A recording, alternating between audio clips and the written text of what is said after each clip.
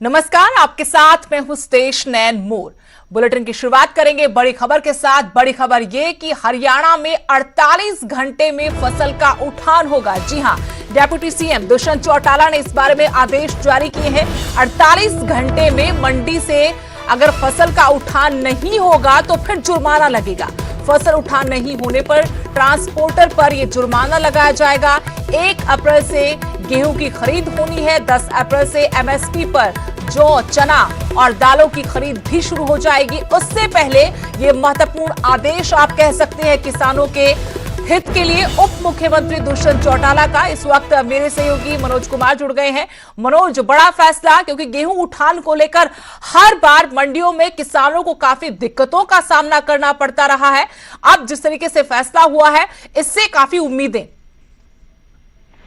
जी बिल्कुल, देखिए 1 अप्रैल से हरियाणा में इस बार फसल की खरीद, रबी फसल की खरीद शुरू होने जा रही है।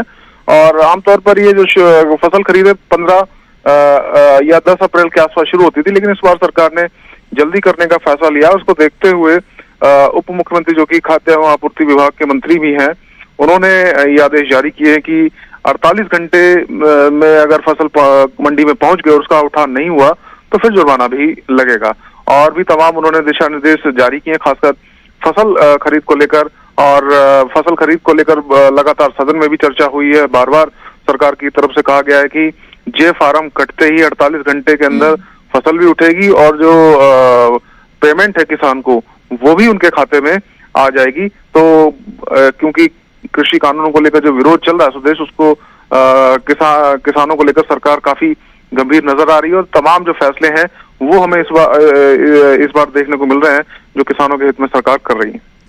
जी बिल्कुल, शुक्रिया मनोज तमाम जानकारी के लिए। तो हरियाणा में 48 घंटे में फसल का उठान होगा। 3 कृषि कानूनों को लेकर किसानों की नाराजगी। हालांकि अविश्वास प्रस्ताव के दौरान भी मुख्यमंत्री मनोहर लाल ने सदन में कहा था कि तीनों कानून किसानों के फायदे के लिए हैं। उसके बाद जब बजट पेश हुआ तो वहां पर भी अन्नदाता का ख्याल रखते हुए सरकार ने ऐलान किया कि किसान मित्र नाम से नई योजना की शुरुआत होगी। इसके अलावा एटीएम, किसानों के लिए किसान एटीएम बनाए जाएंगे ताकि आढ़तियों से जो लेन देन होता है उससे के चंगुल से वो बच सके। और अब ये बड़ा फैसला, गेहूं की फसल आने से पहले सरकार का उप मुख्यमंत्री दुष्यंत चौटाला ने आदेश दिए हैं कि 48 घंटे में मंडी से फसल का उठान होगा।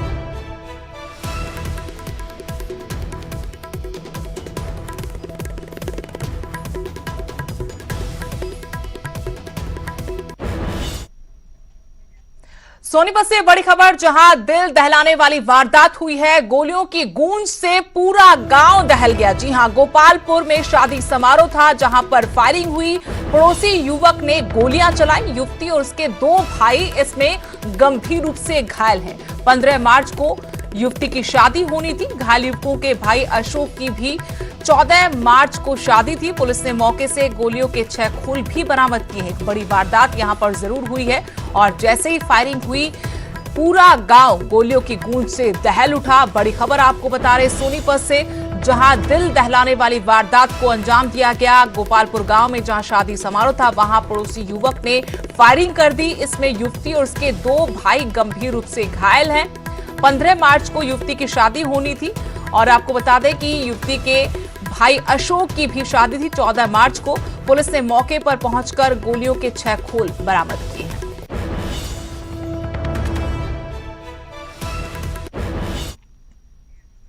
मोहाली से बड़ी खबर, जहां नकली इंस्पेक्टर को गिरफ्तार किया गया है। 2 नकली गनमैन भी सलाखों के पीछे भेजे गए हैं। मोहाली की सीआईए ब्रांच ने यह कार्रवाई की। खरड़ के टाइल्स कारोबारी से इन्होंने 20 लाख रुपए ठगे थे। पंजाब पुलिस की स्पेशल ब्रांच का इंस्पेक्टर खुद को बताया। वहीं आरोपी ने न्यूज 18 से बताया कि उसने पहली बार ठगी की है और ये सब उन्होंने पैसों के लिए किया। उसे पैसों की जरूरत थी, जबकि पुलिस के मुताबिक इस शख्स पर पहले भी ठगी के मामले दर्ज हैं। पुलिस ਦਾ इंस्पैक्टर कह के लोगों नाल ठगी करन वाला शख्स गिरफ्तार किया है। तुसीं वेख सकते हो सीआईए ਵੱਲੋਂ ਇਹ गिरफ्तारी की गई है, ਜਿਹਦੇ ਵਿੱਚ ਹੁਣ पुलिस ਵੱਲੋਂ ਇਹਨਾਂ ਤੋਂ ਪੁੱਛਗਿੱਛ ਜਿਹੜੀ ਆ ਉਹ ਕੀਤੀ ਜਾ ਰਹੀ ਹੈ। ਤੇ ਤੁਸੀਂ ਤਸਵੀਰਾਂ ਵੇਖ ਸਕਦੇ ਹੋ ਮੋਹਾਲੀ ਦੀ ਸੀਆਈ ਸਟਾਫ ਵੱਲੋਂ ਇਹ ਇਨਵੈਸਟੀਗੇਸ਼ਨ ਕੀਤੀ ਜਾ ਰਹੀ ਹੈ। ਸਰ ਪੂਰਾ ਮਾਮਲਾ ਕੀ ਸੀਗਾ, ਇਹਨਾਂ ਨੂੰ ਅਰੈਸਟ ਕੀਤਾ? ਇਹ ਇੰਸਪੈਕਟਰ ਬਣ ਕੇ ਤੇ ਲੋਕਾਂ ਨੂੰ ਦੱਸ ਕੇ ਵੀ ਅਸੀਂ ਮੈਂ ਇੰਸਪੈਕਟਰ ਹਾਂ ਤੇ ਮੇਰੇ ਮੈਂ ਪੈਸੇ ਨਹੀਂ ਲਾ ਸਕਦਾ ਵੀ ਕੁਝ ਪੈਸੇ ਮੈਂ ਲਾਉਂਗਾ, ਕੁਝ ਪੈਸੇ ਤੁਸੀਂ ਲਾਓ। ਠੀਕ ਹੈ। ਤੇ ਇਸ ਤਰ੍ਹਾਂ ਕਰਕੇ ਇਹਨਾਂ ਦੇ ਨਾਲ ਇੱਕ ਐਗਰੀਮੈਂਟ ਕਰਾਤਾ ਕਿਸੇ ਇਹਦੇ ਮਦਈ ਦੇ ਨਾਲ ਤੇ 20 ਲੱਖ ਦੀ ਠੱਗੀ ਮਾਰੀ ਹੈ। ਬਾਕੀ ਇਹ ਤਿੰਨ ਲੋਕ ਅਰੈਸਟ ਕੀਤੇ, ਇਹਦੇ ਵਿੱਚ ਤਿੰਨੋਂ ਇਨਵੋਲਵ ਤਿੰਨ ਹੀ ਆ ਜੀ। ਤੇ ਤਿੰਨੋਂ ਆਪਣੇ ਆਪ ਨੂੰ ਕੀ ਕਹਿੰਦੇ ਸੀ ਸਰ? ਇਹ ਆਪਣੇ ਆਪ ਨੂੰ ਇੰਸਪੈਕਟਰ ਬਣ ਜਾਂਦਾ ਸੀ, ਉਹ ਕਹਿੰਦੇ ਸੀ ਅਸੀਂ ਗਨਮੈਨ।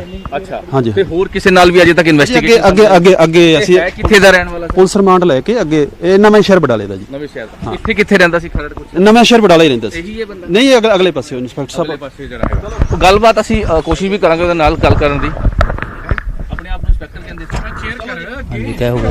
ਹਾਂਜੀ। ਮੰਮੀ ਕਿੱਥੇ ਆ? ਮੰਮੀ ਸਾਰਾ ਆਪਾਂ ਬੰਦੇ ਕਿਹਾ ਸੀ ਜਾਣਾ ਯਾਰ ਆਪਾਂ ਹੀ ਹਾਂਜੀ ਇੱਕੋ ਵਾਰ ਕੀਤੀ ਜੀ। ਇੱਕ ਵਾਰੀ ਹਾਂਜੀ ਕਿ ਮੂਵੀ ਵਗੈਰਾ ਦੇਖੀ ਸੀ ਜਾਂ ਕਿਸ ਤਰ੍ਹਾਂ? ਨਹੀਂ ਜੀ ਬਸ ਦਿਮਾਗ ਨਾਲ ਕਰ ਨਹੀਂ, ਇੱਕ ਇੰਸਪੀਰੇਸ਼ਨ ਕਿਸ ਤੋਂ ਲਿੱਤੀ? ਆਈਡੀਆ ਕਿਸ ਤਰ੍ਹਾਂ ਆਇਆ? ਆਈਡੀਆ ਕਿਵੇਂ ਆਇਆ? ਹਾਂਜੀ। ਆਈਡੀਆ ਤਾਂ ਨਹੀਂ। ਕਿੰਨੇ ਲੱਖ ਦੀ ਠੱਗੀ ਕੀਤੀ ਅਜੇ ਤੱਕ? 15 ਲੱਖ ਦੀ ਜੀ। 15 ਲੱਖ ਦੀ। ਉਸ ਤੋਂ ਪਹਿਲਾਂ ਕੋਈ ਨਹੀਂ ਜੀ। ਤੁਸੀਂ ਦੇਖ ਸਕਦੇ ਹੋ ਕਿ ਇਹੀ ਜਿਹੜਾ ਆਪਣੇ ਆਪ ਨੂੰ ਸਰ ਆਪਣੇ ਆਪ ਨੂੰ ਇੰਸਪੈਕਟਰ ਕਹਿ ਕੇ ਤੇ ਦੋ ਇਹਦੇ ਨਾਲ ਹੋਰ ਜਿਹੜੇ ਗਨਮੈਨ ਕਹਿੰਦੇ ਸੀ ਆਪਣੇ ਆਪ ਨੂੰ, ਇਹ ਲੋਕਾਂ ਨਾਲ ਠੱਗੀ ਕਰਦੇ ਸੀ ਕਿ ਮੈਂ ਪੰਜਾਬ ਪੁਲਿਸ ਦਾ ਇੰਸਪੈਕਟਰ ਹੈ ਤੇ ਪ੍ਰੋਪਰਟੀ ਡੀਲ ਵੀ ਜਿਹੜੀ ਹੈ, ਜਿਹੜੇ ਕੰਪਲੇਨਰ ਹੈ ਉਹ ਵੀ ਸਾਡੇ ਨਾਲ ਨੇ, ਉਹਨਾਂ ਨਾਲ ਵੀ ਗੱਲਬਾਤ ਕਰਦੇ ਆ। ਸਰ ਪੂਰਾ ਸਮਝਾਉਣ ਦੀ ਕੋਸ਼ਿਸ਼ ਕਰੋ, ਹੋਇਆ ਕੀ ਸੀ, ਕਿਸ ਤਰ੍ਹਾਂ ਇਹ ਤੁਹਾਡੇ ਸੰਪਰਕ 'ਚ ਆਇਆ? ਸਰ ਸਤਿ ਸ਼੍ਰੀ ਅਕਾਲ ਜੀ। ਇਹ ਰਜਿੰਦਰ ਸਿੰਘ ਬੱਲ ਇੱਕ ਸਪੈਸ਼ਲ ਪੰਜਾਬ ਮੋਹਾਲੀ ਦੇ ਸਪੈਸ਼ਲ ਬ੍ਰਾਂਚ ਦਾ ਇੰਸਪੈਕਟਰ ਬਣ ਕੇ ਮੇਰੇ ਕੋਲ ਆਇਆ।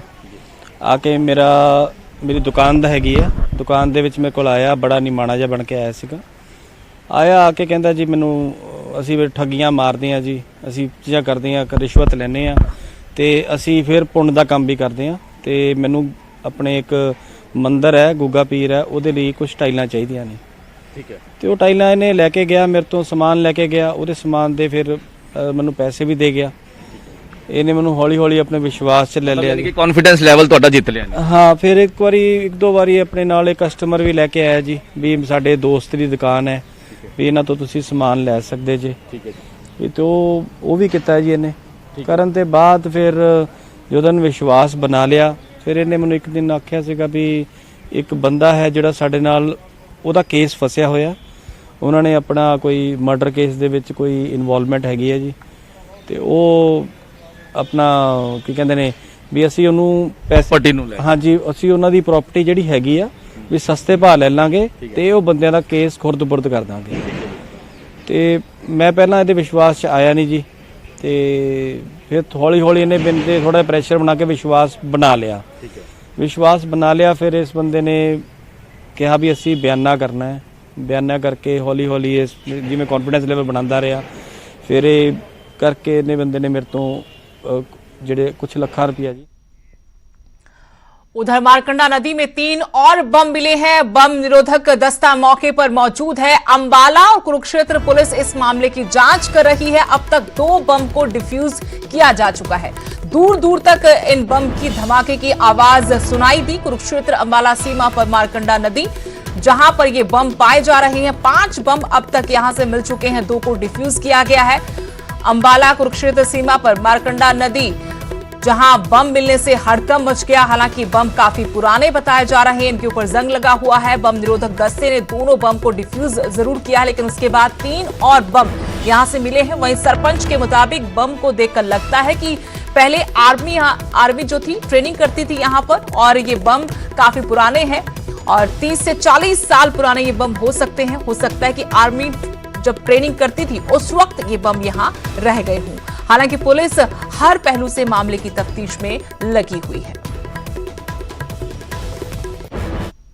अभी हम बम डिस्पोजल टीम से भी संपर्क किया है, उनसे भी संपर्क करके उनको भी अभी जानकारी दे दी गई है। और कुछ स्थानीय लोगों का कहना है कि साथ में एरिया जो मारकंडा का एरिया ये अम्बाला क्षेत्र में पड़ता है, वहाँ के एसएचओ को भी हमने इंफॉर्मेशन दे दी है और जैसे भी होगी उसके अकॉर्डिंगली कार्रवाई की जाएगी। ये तो मेरे को लगता है भी जैसे पहले यहाँ पे आर्मी ट्रेनिंग करती थी ना, उस टाइम कई होंगे पुराने, नए तो ये लग नहीं रहे। ठीक भी करते थे यहाँ? हाँ, आज से 30-40 साल पहले ना, जब यहाँ पे आबाद नहीं था तो आर्मी यहाँ पे ट्रेनिंग के लिए आती थी। तो आपको मेरे को तो गांव के बंदे ने मैसेज किया यहाँ। कुरुक्षेत्र से बड़ी खबर, अब नहीं चलेगी एसोसिएशन और फेडरेशन की मनमानी। जी हां, हरियाणा के खेल राज्य मंत्री संदीप सिंह का यह बड़ा बयान। खिलाड़ियों के चयन में कोताही बर्दाश्त नहीं की जाएगी। खिलाड़ियों के चयन में भेदभाव करना भारी पड़ सकता है। भेदभाव के खिलाफ सरकार अब सख्त हो गई है, ये संदीप सिंह की तरफ से कहा गया। हॉकी खिलाड़ियों को 2,75,000 रुपए देने की घोषणा भी खेल राज्य मंत्री संदीप सिंह की तरफ से की गई और साथ ही कहा कि अब एसोसिएशन और फेडरेशन की मनमानी सरकार बर्दाश्त नहीं करेगी। जितने भी फेडरेशन हैं, मीडिया के माध्यम से कहना चाहता हूं कि कृपया करके खिलाड़ियों के भविष्य के साथ ना खेलें। ये सुबह शाम मेहनत करते हैं, ये बारिश नहीं देखते, धूप नहीं देखते, सर्दी नहीं देखते, मेहनत करते हैं। इसकी मेहनत को जाया ना जाने दें और जो सिफारिश के साथ आता है उसको कृपया करके साइड में रखें और जो जेन्युइन खिलाड़ी है, जो मेहनत करने वाला खिलाड़ी है, उसको सामने लेकर आएं, क्योंकि देश में अगर फौजी देश के लिए लड़ता है तो खिलाड़ी भी देश के लिए। यहां रुकेंगे छोटे से ब्रेक के लिए।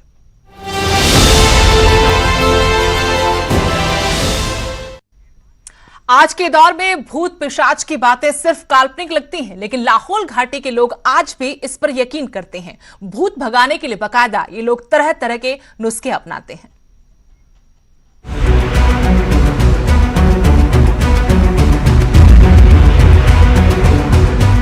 बर्फीली वादियों में लोग भगा रहे भूत। आस्था या अंधविश्वास?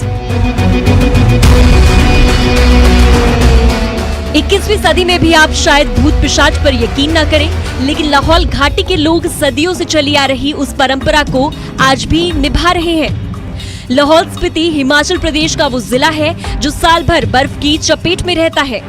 यहाँ की खूबसूरत वादियां हर किसी का मन मोह लेती हैं, लेकिन बर्फीली वादियों के बीच तीरंदाजी की ये तस्वीरें आपको हैरान कर सकती हैं। अगर आप सोच रहे हैं कि यहाँ कोई प्रतियोगिता चल रही है तो आप गलत हैं। ये सब उन बुरी शक्तियों के खिलाफ लड़ रहे हैं जो घाटी की सुख शांति के दुश्मन हैं। के लास्ट में या मार्च के पहला या दूसरा सप्ताह में इस चीज को हम 3 दिन तीरंदाजी करते हैं। लेचोकुंस कहते हैं, जिसको असुरों का फागली माना जाता है। तो भूत प्रेत को भगाने के लिए जो है हम इसको मनाते हैं और जब तक टारगेट में नहीं लगे तब तक हम लगे रहते हैं।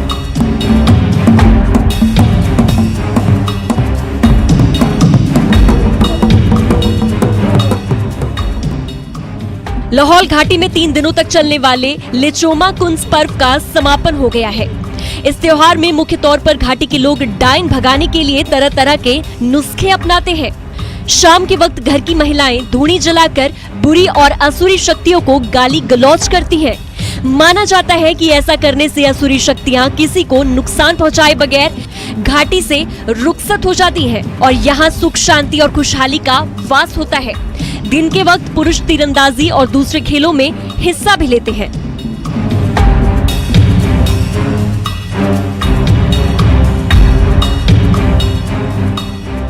ये चीज हमारा पहले से बुजुर्गों का है, ये धर्म है और चला हुआ है।